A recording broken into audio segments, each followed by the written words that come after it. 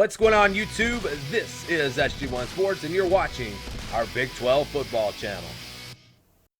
The Texas Longhorns have not shied away from scheduling big non-conference games. We saw it just last year where they played LSU, the eventual national champions. They'll play LSU again this year, and even going back before that, they played USC. They played some other big non-conference games.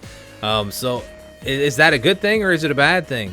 Well, I don't think it really matters because they haven't gotten close to the college football playoff or anything like that. But ultimately, if they do have a really solid year, a game like that could potentially keep them out because it could give them maybe a second loss or whatever. So we'll see how that plays out. I know we keep thinking that Texas is going to be back and they're going to have a big year. Maybe this is that year. Will the schedule set up in a way that they could maybe do that? We'll look at it here. They were just 8-5 last season. Injuries are a big part of why they lost so many games last year. If they can stay healthy this year, I think the schedule sets up in a pretty good way. They'll have South Florida in the non-conference, a respectable game, a pretty good group of 5 team. I know they've been down a little bit, but I do respect them for scheduling that game. But then it's on the road at LSU on September 12th, one of the biggest early season matchups. Last year, they played LSU pretty tough. They put up a lot of points on that LSU defense. That was at home, though. Now they're on the road, but at the same time, LSU lost a lot of production from last season. I think Texas has more coming back than LSU from last year's team. So I think that'll be a competitive game. I think it'll be a really good one. Looking forward to seeing how it plays out. They do have an easy game, a cupcake game on September 19th. They'll play UTEP, and they'll play all 3 of their non-conference games right out of the gate and then move into Big 12 conference play after that on October.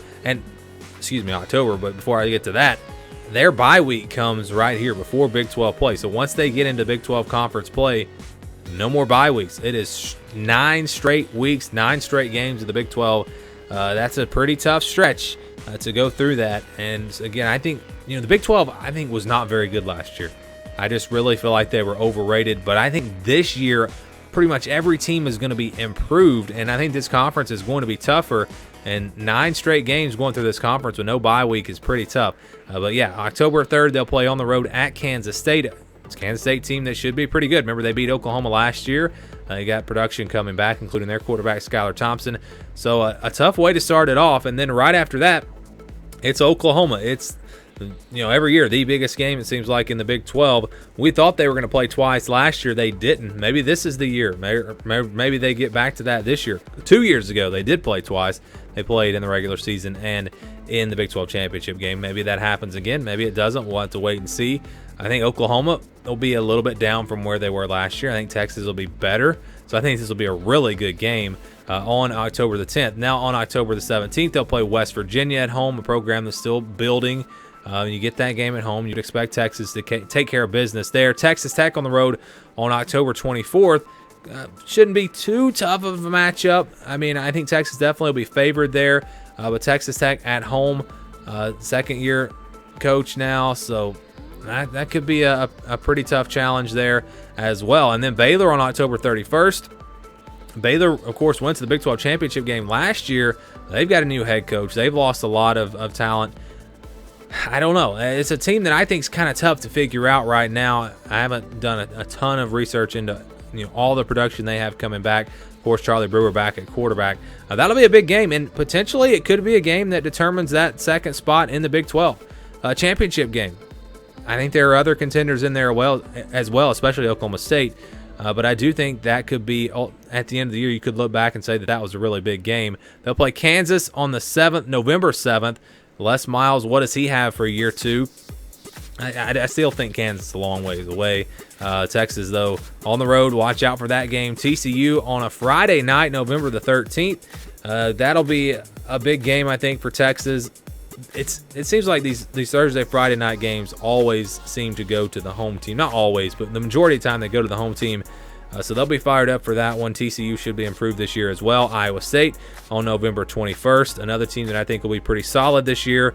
Good news for Texas is they get that game at home. And then they close it out on the road at Oklahoma State on a Friday night. I don't know the time of the game yet, but it's a Friday after Thanksgiving.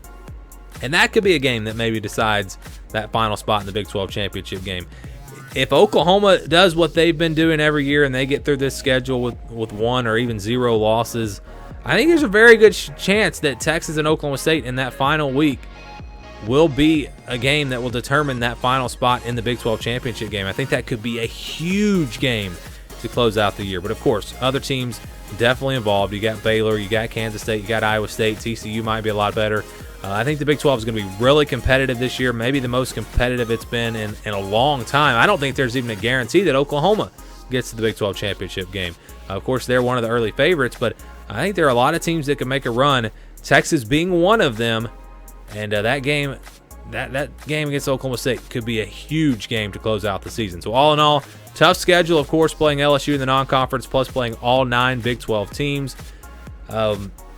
Road games, that Oklahoma State game, obviously a really tough road game. But other than that, it seems like most of their bigger games are at home, or at least on a neutral field, where they'll play Oklahoma in the Big 12 conference, that is.